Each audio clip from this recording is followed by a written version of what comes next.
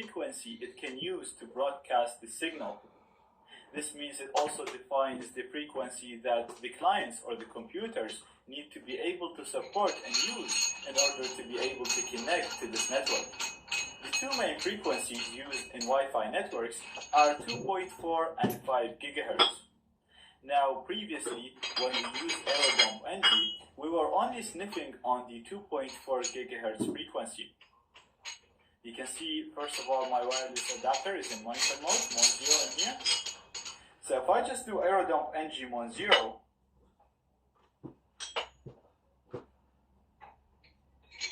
you'll see that I can get the wireless networks I need.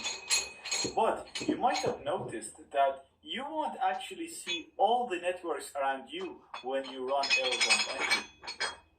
I'm going to Control-C this, and if I go here to my normal host machine, and it actually has a built-in wireless adapter, so it's not as strong as my alpha adapter, but if I look for networks, you'll see I actually have much more networks in here. And mainly, I have networks ending here in the name by 5G. Now, the network doesn't have to necessarily end in 5G, but here in Ireland, if a network broadcasts over 5 gigahertz, the service provider adds 5G to the network name. But we also have other networks broadcasting over 5G that don't end in 5G. But basically, the main point that I want to talk about is I'm not able to see all the networks around me in here in Aerodome NG. And the reason for this is because Aerodome NG is only sniffing on 2.4 gigahertz frequency. So if you do this and you don't see all the networks around you, or if you're sniffing on your own network, but you don't see all the clients in your network, it's possible that your router is broadcasting over two bands, over 2.4 and 5 gigahertz.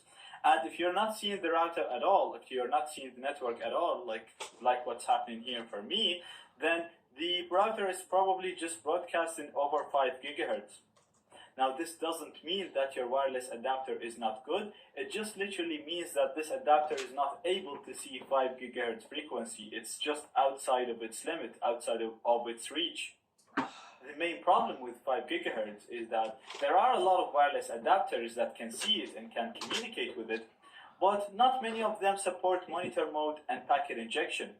So you might see me and other people recommending wireless adapters like Alpha AWUS 036NHA. This is my most favorite wireless adapter. I use it all the time, even now. But the problem with that adapter is it doesn't pick up 5 gigahertz frequency. So it doesn't mean that that adapter is bad. It just means that it can't see 5 gigahertz frequency. Like I said, there aren't many wireless adapters that support 5 gigahertz, but I have an adapter here. It's Alpha AWUS 036ACH, and this adapter supports both 2.4 gigahertz and 5 gigahertz frequencies. It's not as good as the Alpha, but it does the job. Now, if you want more information about wireless adapters, check out the link in the resources. I'm not going to talk a lot about what wireless adapters do, but in this lecture, I want to show you how to sniff and discover 5 gigahertz frequency networks, and then so that you can use all the attacks that you've learned in my other lecture and in my previous videos with 5 gigahertz networks. So, the adapter that I'm using right now supports 5 gigahertz, but as you can see, I still can't pick up these networks. That's because I need to specifically tell Aerodome NG that I want you to listen on 5 gigahertz frequencies and 5 gigahertz channels. To do that, all we have to do is just do Aerodome NG, like we always do. And then we're going to use a new argument that we haven't seen before. And this argument is called band. And we're going to tell it that I want you to sniff on band A, and that's the band that supports 5 gigahertz frequency. And then I'm just going to give it the name of my wireless adapter in monitor mode, which is Mon 0. So the command is very simple. It's very similar to what we've used before. And all we have to do is just type in Aerodome NG, followed by the band. And the band that we want to use is A. And we're following that with our wireless interface. So I'm going to hit enter. And as you can see, as soon as we hit this, I'm actually just going to do Control C now because you can see the results. You can see that we got much more networks right now, and we have the 5 gigahertz network. So we have this network and this network that we weren't able to see. We have the Jameson Whiskey network as well, and basically we're able to capture all the networks that use the 5 gigahertz frequency. Now what you can also do, let me clear the screen. You can specify multiple bands using the band argument. So again, using the same command, instead of just saying band A, we can do band A, B, G. And what this will do is it will tell Aerodump NG to capture data on both 2.4 and 5 gigahertz frequencies at the same time. So let me show you. So as you can see right here, we're capturing some 2.4 gigahertz networks, and we're capturing 5 gigahertz networks as well at the same time. And we'll also be able to discover clients connecting to both bands. The only problem with using Aerodump like this is, first of all, you need a powerful wireless adapter to do this. Also, it will be slightly slower than only sniffing on one band, because when you're sniffing on 2 bands, you have a lot of channels that Aerodump NG has to hop on all of them and discover clients and networks broadcasting on these channels. So, if you want quicker results, then you're better off just specifying the band A when you want to sniff on 5 gigahertz frequencies, and just not specify the band when sniffing on 2.4. But as you can see, you can just run the command like so with band ABG, and this way you'll be able to capture data sent over 2.4 and 5 gigahertz frequencies.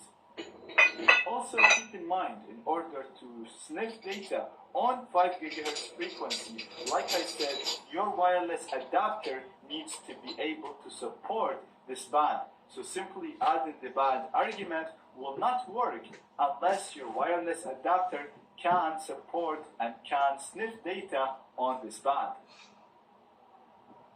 One more thing that I want to note, I've actually said this before, if you run Aerodump NG against a network and you see some devices missing, then there's a high chance that these devices are connected over 5 gigahertz. So again, use the band A and then you should be able to see these devices.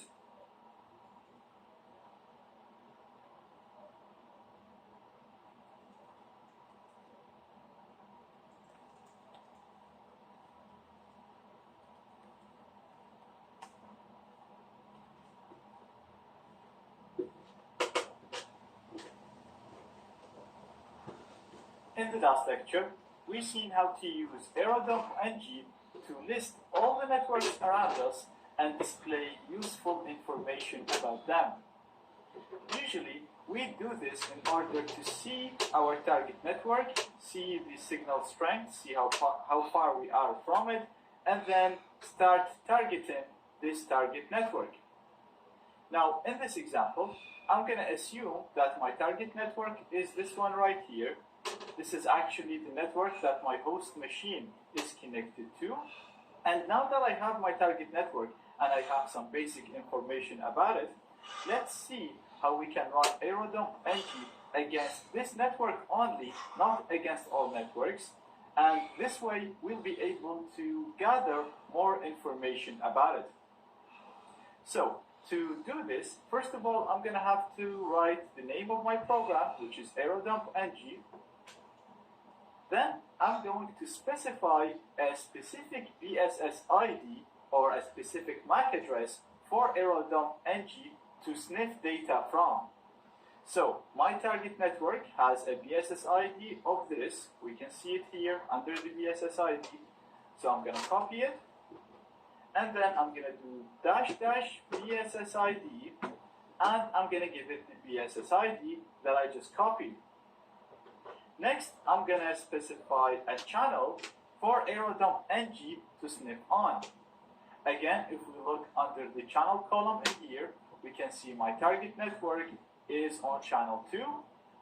So I'm going to do -- channel 2. So now we're telling Aerodump NG that I want you to sniff data on channel 2 and only from a network that has this DSS ID. I'm also going to tell AeroDumpNG that I want you to store all the data that you're going to gather for me in a file. So I'm going to say --right, and then I'm going to type a file name, and let's call this test. And at the end, as usual, I need to give it the name of my wireless adapter in monitor mode, which is 10 in my case. So, very simple command. Let's go over it one more time. We're doing AeroDumpNG, that's the name of the program that I want to use. I'm telling it that I only want you to sniff data from a specific BSS ID. Then I'm giving it the BSS ID of my target. Then I'm telling it I want you to only sniff data from a specific channel, and I'm giving it the channel that I want to sniff data from. Again, we can get it from here, it's number 2. Finally, I'm telling it that I want you to write all the data that you're going to capture in a file that we're going to call it test, and then I'm giving it my wireless adapter in monitor mode, which is 10. Now I'm going to hit enter, and as you can see, unlike the last time, AeroDumpNG is only showing me one network in here. This is the network that I wanted it to sniff data on. And we can also see we have a completely new section right now. So when I ran AeroDumpNG in the previous lecture, you seen I only had the networks in here, and I had nothing here at the bottom.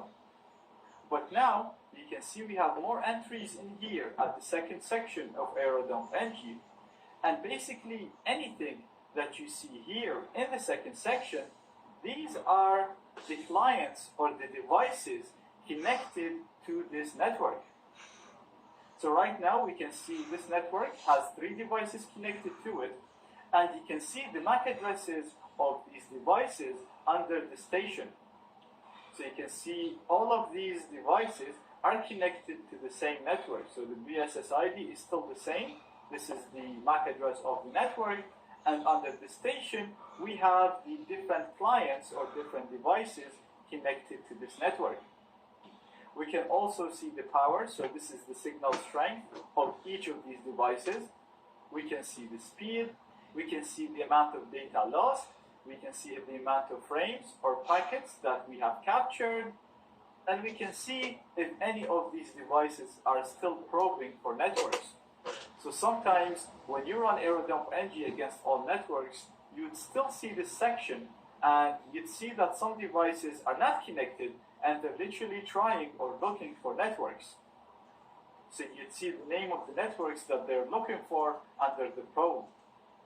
Now, if I hit Control-C, AeroDumpNG will quit, it will stop working, but I should have new files in my current working directory that contain the data that we just captured. Because remember, when we ran the command, we used the right option in here to store the data in a file called test. So if I just do ls to list all the files in my current working directory, you can see I have 4 files. All of them start with test, but they all have different extensions. So we have a CSV, we have a netXML, we have a cab, and we have a Kismet CSV. Now also notice that AeroDumpNG automatically appended -01 to each of these files. So in the future, when you go and try to use the capture file, make sure you append -01 to the file name that you specify in the command. Now, the main file that we're going to be using is the cab file. Again, this file contains the data that we captured during the period that AeroDumpNG was working on in here. And basically, this file should contain everything that was sent to and from my target network. So it should contain URLs, chat messages, usernames, passwords, or anything that any of these devices did on the internet. Because anything that they have to do will have to be sent to the router, as we seen before. The only problem is, if you look at the encryption in here, you can see that my target network uses WPA2 encryption. So all of the data sent between the router and the clients is encrypted. So let me show you what I mean. I'm going to use a tool called Wireshark to analyze the data. And don't worry about how to use Wireshark. We will talk about it in details later on. Right now, I just want to make sure that you understand the idea that now we're able to capture all these packets. The only problem is these packets are encrypted. So I'm going to do Wireshark to run Wireshark. And then I'm going to open my capture file. So I'm going to go to File, Open, and it's already in my root directory. So I'm just going to scroll down and select my test1 cap. I'm going to open it, and I'll just put this in full screen. And as you can see, if we click on any of these packets, you can see we really have no useful data. You can see everything looks like gibberish, and we can't read anything, even though these packets might contain usernames, passwords, or URLs. The one useful thing that we can see here is the device manufacturer. So we know one of the devices connected to the network that has this specific MAC address. So it's the one that ends with E8. And if we go up, we can see that it's this specific device. We know now it is an Apple device. So it could be an Apple computer, it could be an iPhone or an iPad. And this is actually my MacBook computer that is the host machine. Again, we can see we also have a device that's using a Huawei chipset. So this can be a phone, or it could be the router. And if you look at the MAC address here and compare it to the MAC addresses that we have here, you can see that this is actually under the BSSID. So this is the MAC address of the router. So now we know that the brand of my router is Huawei. So we can gather more information by opening this file in Wireshark, and we can kind of guess what computers are there and what operating systems they use. But this is not detailed enough, and the main problem with this is the fact that the network is using encryption. Now in the next section, we're going to be talking about how to break this encryption, and once we do, you'll see how we can see the passwords, the usernames in plain text, and you'll also see how we can map all of the computers on the same network, gather detailed information about them, hack into them, and do some really cool stuff. Now you should guess by everything that I said so far, if this network was an open network, if it was a network that does not use any passwords, then you would have been able to actually see all the URLs and everything that they do in here.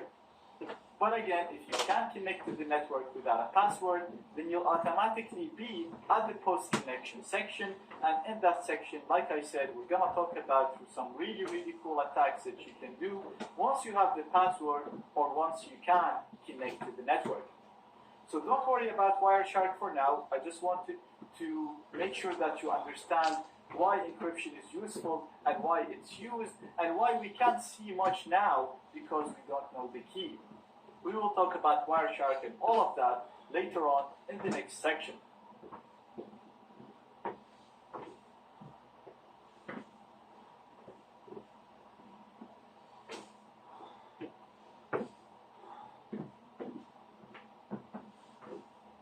Networks, I want to spend one more lecture talking about a really useful attack that still falls under the pre-connection attacks under this section.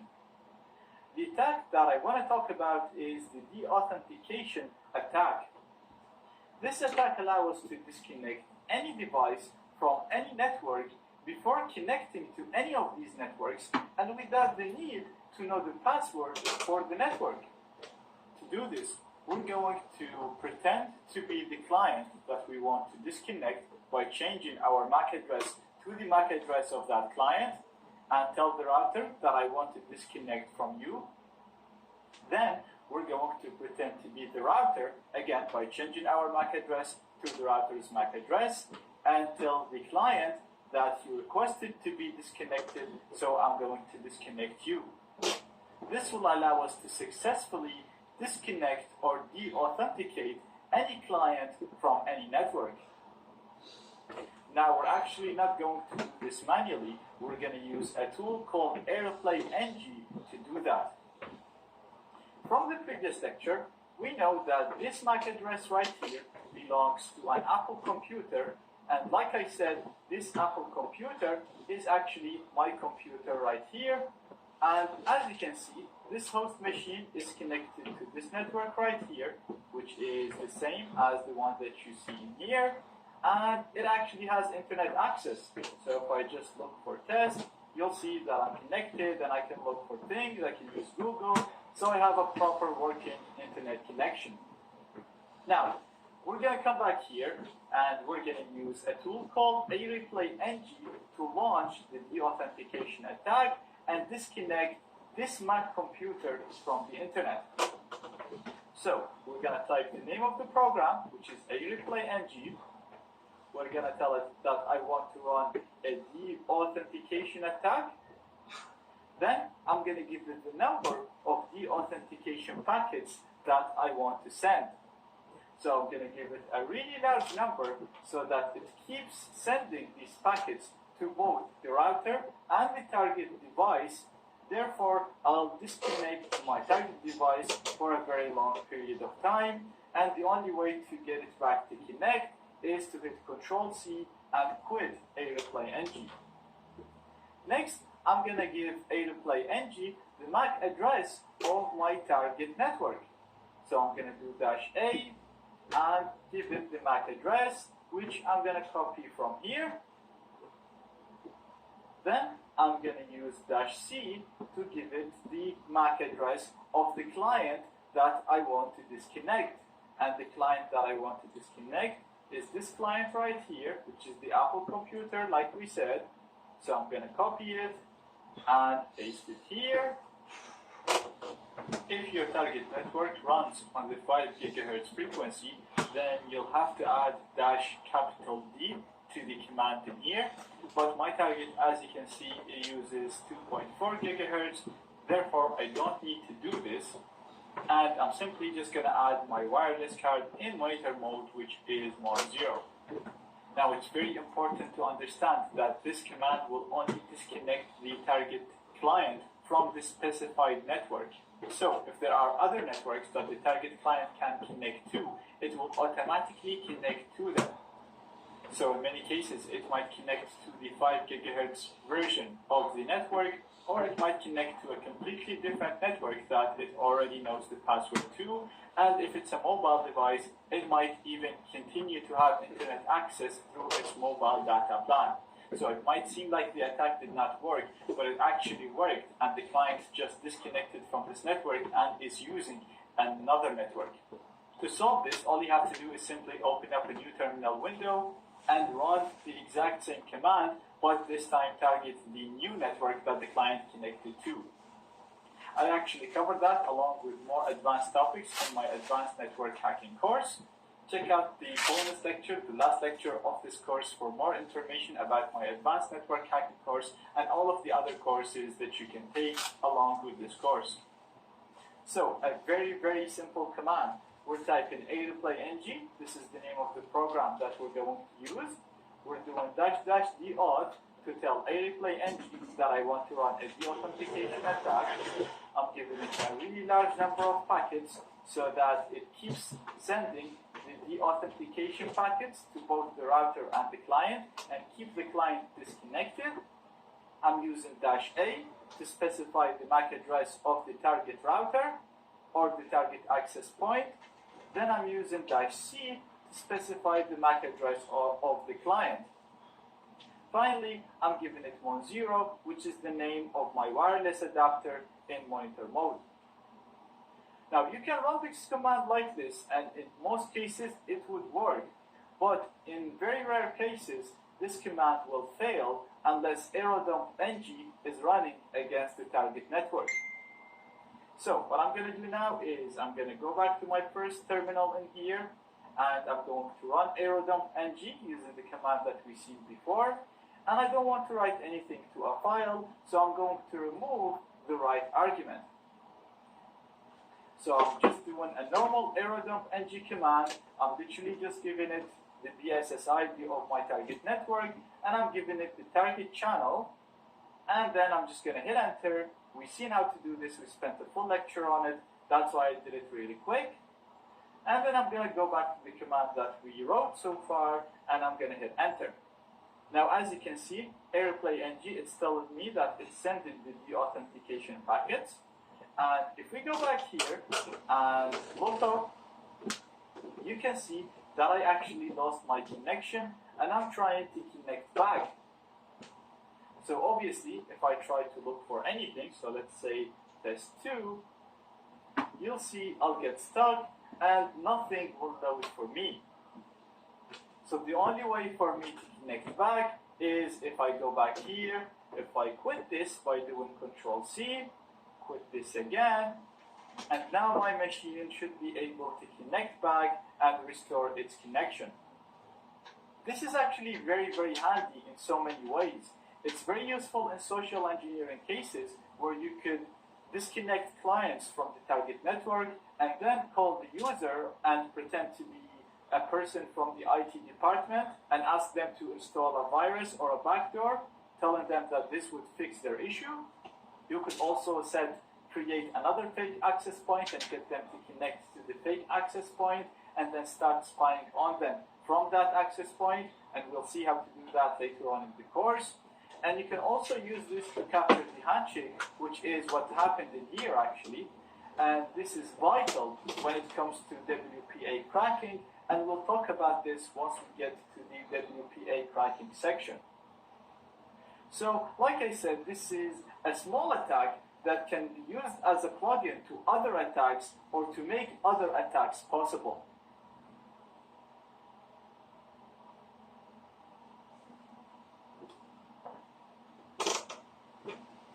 Everything we've done so far can be done without the need to connect to the target network.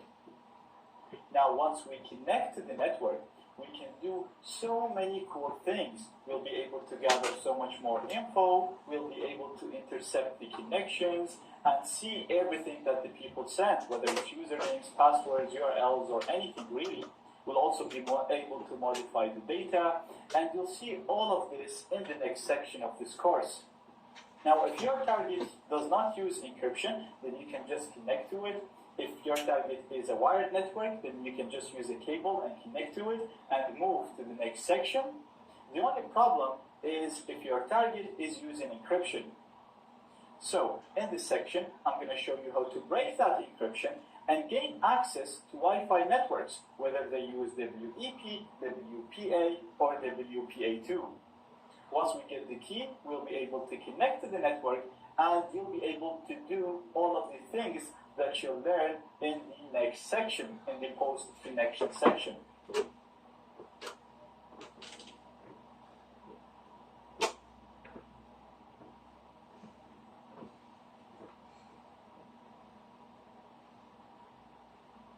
The first encryption that we'll learn how to break is called WEP, or Wired Equivalent Privacy.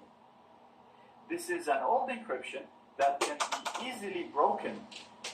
The reason why I'm still covering it in this course is, first of all, because, like I said, it's very simple, so it's a good starting point. Also, it's still used sometimes in some networks. Therefore, you can't really call yourself a hacker, and then if you see a network that uses web, you'll get stuck and you won't even be able to break into it. So, in this lecture, I'm going to explain how web works and what's the weakness that we can use to break it. And in the next lecture, you'll see how we can use this weakness in order to break web and get the key for any network that uses WEP. So basically, WEP uses an algorithm called RC4 to encrypt its data. So the way this works is basically, if a client wants to send something to the router, and let's say it wants to send this text data to send to the router, it will first encrypt this using a key. Therefore, this normal text will be converted into gibberish, as you can see here. This encrypted packet will be sent into the air. So if a hacker captures this packet, as we've seen before, If we open the packet, we'll see that it's full of gibberish, even though it actually contains useful information. We won't be able to read it because it's encrypted. The access point will receive this encrypted packet, and it will be able to transform it back to its original form because it has the key. Therefore, it will actually be able to read the contents, which is data to send to the router. The same happens if the router wants to send something back to the client. It will first encrypt it using a key, send it to the client will be able to decrypt it because it has the key. So the concept is always the same. The transmitter encrypts the data using a key, sends it to the receiver is able to decrypt it because it also has the key.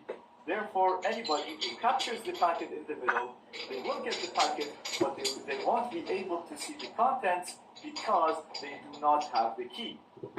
So, the algorithm and the way RC4 works is actually fine. The problem is with the way that WEP implements this algorithm. And to understand this, let's zoom in a little bit more on each step. So going back to the first step, we have the client trying to send data to the router, and the data that it wants to send is data to send to the router.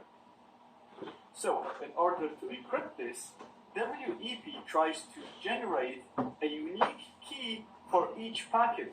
So literally each packet that's sent into the air, it tries to create a new unique key for it. To do that, it generates a random 24-bit initialization vector. The initialization vector is then added to the password of the network, to the actual key that people use to connect to the network. This generates a key stream, and then this key stream is used to encrypt this packet and transform it into gibberish. So basically we have the key stream plus the data that we need to encrypt gives us the gibberish, and then the gibberish is sent into the air. But before sending this into the air, WEP will also append the initialization vector. This is the 24-bit random number that I said it creates in order to make sure that each packet has a unique key.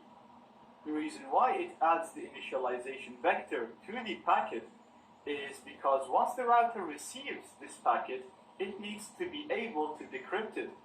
And to decrypt it, it needs the key and the IV. But the router already has the key, so there is no need to send that. Therefore, we just need to send it the IV.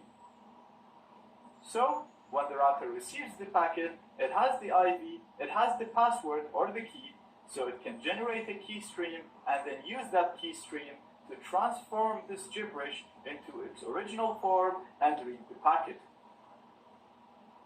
So, if you think about what I said, you can probably guess what the weakness is. Basically, the IV is sent in plain text. So if you look at this, you can see the packet content is encrypted. So if someone captures this packet, they won't be able to read this, but they will be able to read the IV in plain text. Also, the size of the IV is only 24 bits.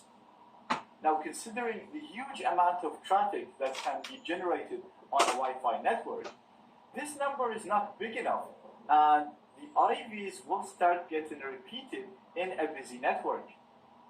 This makes WEP vulnerable to statistical attacks, so we can use a tool called aircrack-ng to determine the key stream once we have enough repeated IVs, and from that it will also be able to crack WEP and give us the key to the network.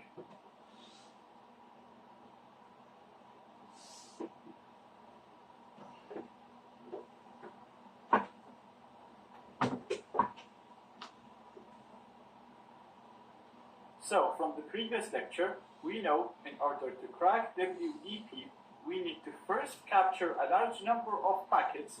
This means that we'll capture a large number of IVs. The IVs, because they are short, they will be repeated. Therefore, we'll be able to use a tool called aircrack-ng to run statistical attacks and crack the web key. So we're using Aerodome NG to capture the data, and we've seen how to do this before. Then we're using Aircrack NG to analyze this data and break the key. Let's see how to do this in practice. So I already have my wireless adapter in monitor mode, and it's called Mon0. I've also already run Aerodome NG to list all the networks around me. And as you can see, I have only one network using WEP. This is called test AP3, and this is my actual network that I use every day. I've just configured it to use web to make this lecture. The main reason why I'm targeting the network that I use daily, because like I said, for this to work, we need to capture a large number of packets, and therefore we need a busy network, a network that gets used constantly to capture a large number of packets. If the network is idle, then the process is a little bit complex, and I will cover that in the next lecture. So for now, let's focus on the simplest form, which is how to break into a busy network. So I'm going to copy the BSSID of this network, and I'm going to run Aerodome NG against this network only. So I showed you how to do this before. I'm going to do Aerodome NG. I'm going to do --BSSID to specify the BSSID of the network. Then I'm going to do --channel to specify the channel of the network, and we can see it's running on number 1. And I'm going to do --write to store everything that we captured into a file, and let's call this file basic web. And then I'm going to specify my wireless adapter in monitor mode, which is Mon0. So we ran this command before in the targeted sniffing lecture. All we're doing is we're running Aerodome NG against a specific network with this MAC address, with this channel, and we're storing everything in a file called basic web. I'm going to hit enter, and as you can see, Aerodome NG is working against my target network. And if you notice, you'll see the data in here is increasing really, really fast. So this is something that I told you I'll talk about it later when we were talking about Aerodome NG, because I didn't want to talk about IVs at that early stage. So basically what you see under the data column is the number of useful packets that contain a different IV that we can use in order to crack the key. So the higher this number is, the more likely we will be able to crack the key. As you can see, this number is increasing very fast because, like I said, this is a busy network that is being used at the moment by my own computers and my own devices. If yours isn't increasing fast, then don't worry, we will tackle this problem in the next lectures. So, for now, we're capturing a lot of data, and this should actually be enough to crack the key. So, what I'm going to do, I'm going to go down to my other terminal in here, and if we actually list the files, you'll see that we have the capture file that we specified in the right argument. And like I said, we're always interested in the .cap file.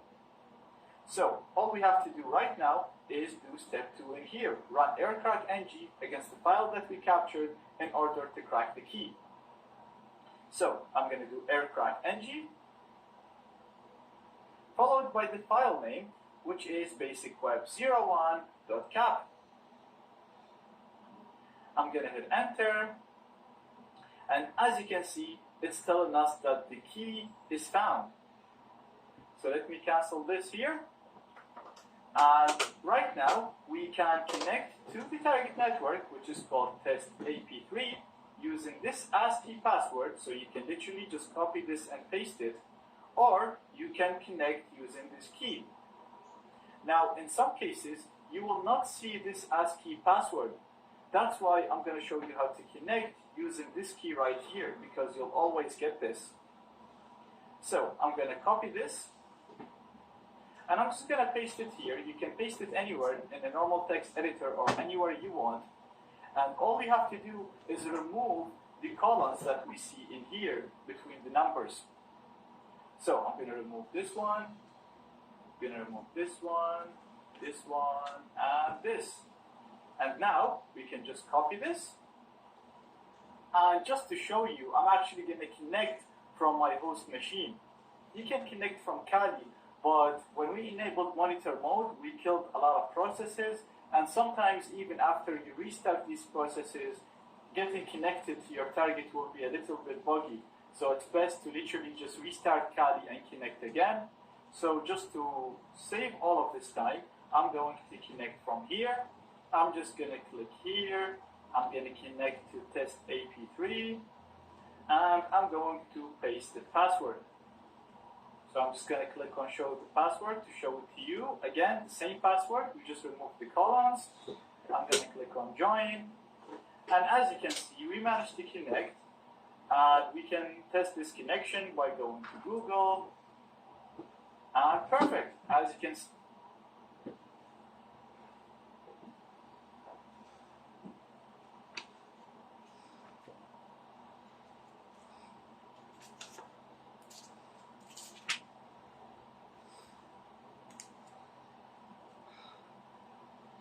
Psalm 32.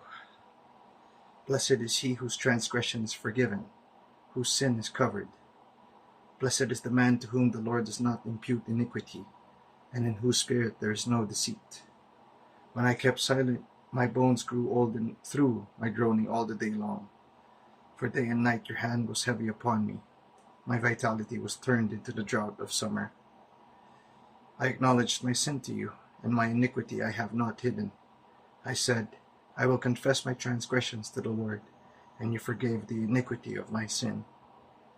For this cause everyone who is godly shall pray to you in a time when you may be found. Surely in a flood of great waters they shall not come near him. You are my hiding place. You shall preserve me from trouble. You shall surround me with songs of deliverance. I will instruct you and teach you in the way you should go. I will guide you with my eye. Do not be like the horse or like the mule, which have no understanding, which must be harnessed with bit and bridle, else they will not come near you. Many sorrows shall be to the wicked, but he who trusts in the Lord, mercy shall surround him. Be glad in the Lord, and rejoice, you righteous, and shout for joy, all you upright in heart. Amen.